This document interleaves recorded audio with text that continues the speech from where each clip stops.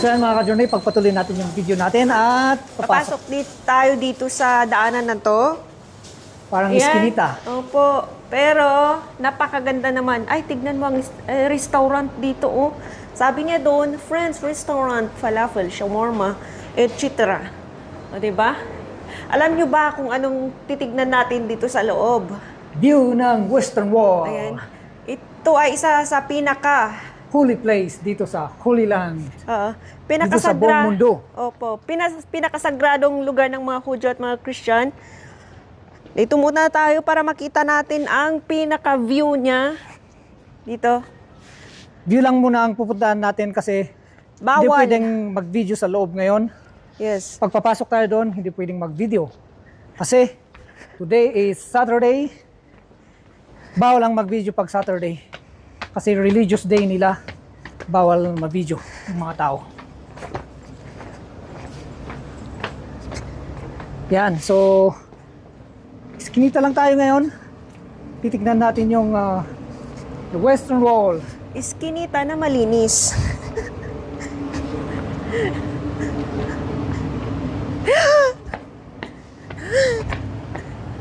Makita yung kabuuan ng Western Wall. Yan oh. Uy, ang daming tao. Yan, madaming tao. Yan yung mga, kaya bawal mag-video ngayon dyan pagpasok ka kasi Holy place nila ito. Ngayon, today is the day. Their day. daming nagpipray na mga Hudyo. Oo. Dami Yan. sa mga lalaki, oh. Zoom natin. Kita ba dyan? Kita. Ang init naman kasi dyan. Naririnig nyo ba? Naririnig nyo ba yung mga kanta nila? So, ang ibig sabihin ng Western Wall, yan yung wall na natitira more than 2,000 years ago nung time pa ni Christ. At dati, dyan nakatayo yung templo ni Solomon nung before pa ni Cristo.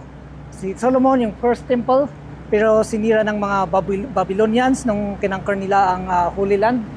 At pinatayo ulit ng mga Hudyo. At yon yung time ni Jesus, yon yung second temple. Pero dumating ulit yung mga Romans, sinira nila ulit yung templo. Kaya yan lang yung natira, yung Western Wall. Kaya pinakasagrado sa mga Hudyo at mga Kristiyano din. Kasi kasali tayo sa line ni David at hindi naman sa line, sa naniniwala tayo kay David. Kasi yung mga Hudyo, naniniwala sila sa Old Testament lang sila, wala sila sa New Testament. At yon yung kita yung Dome of the Rock. Doon mismo nakatayo yung templo. At yan, pinakahuli yan sa tatlong faiths din. Mga Muslim, Hudyo at Christians.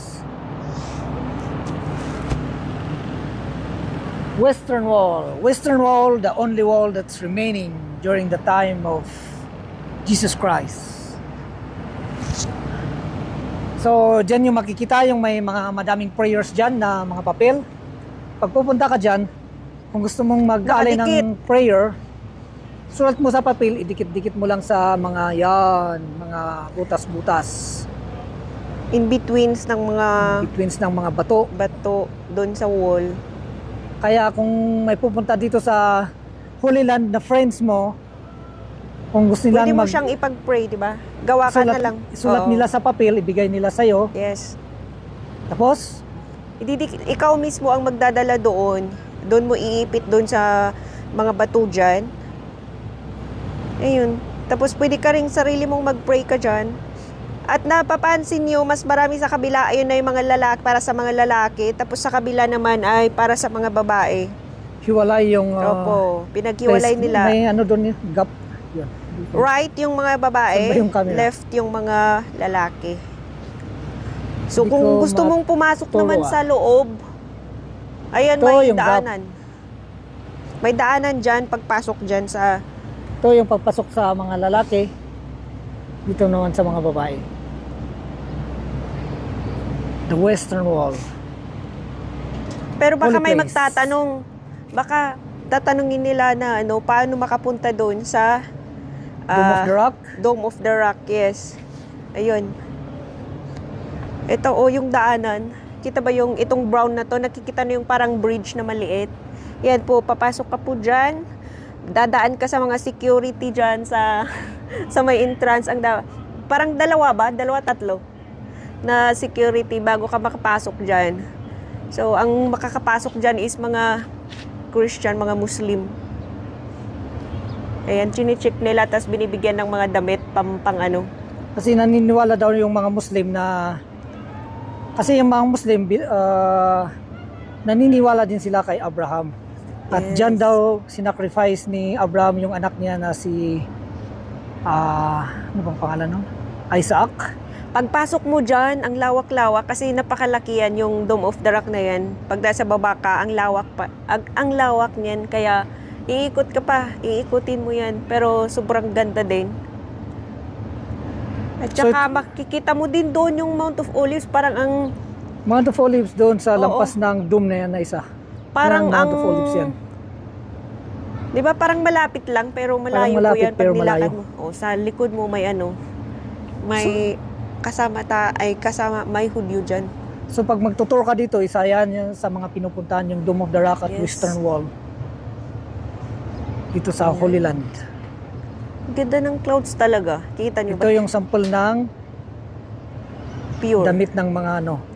Oo. Yan, may kasama tayo dito na taga rito. Sila yan, sila mismo. Makikita, mamumukhaan nyo ba ako pag nagdamit ako ng ganyan? Kasi magkaiba yung damit ng babae at saka lalaki. So magmuni-muni muna tayo dito. Diyan naman, Kidron Valley. Makikita pala dito. Tignan mo, oh. Punta ka dito. Yan.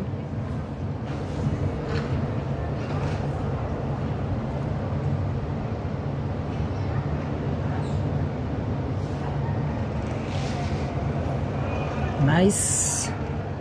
Pwede pa At pagpasok mo sa Western- baba, diba? Sa baba. Pagpasok mo sa Western Wall, may mga security doon.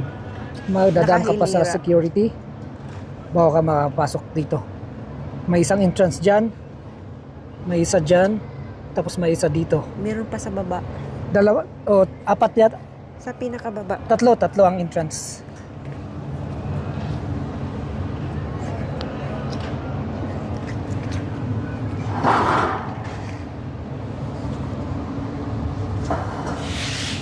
Alright, so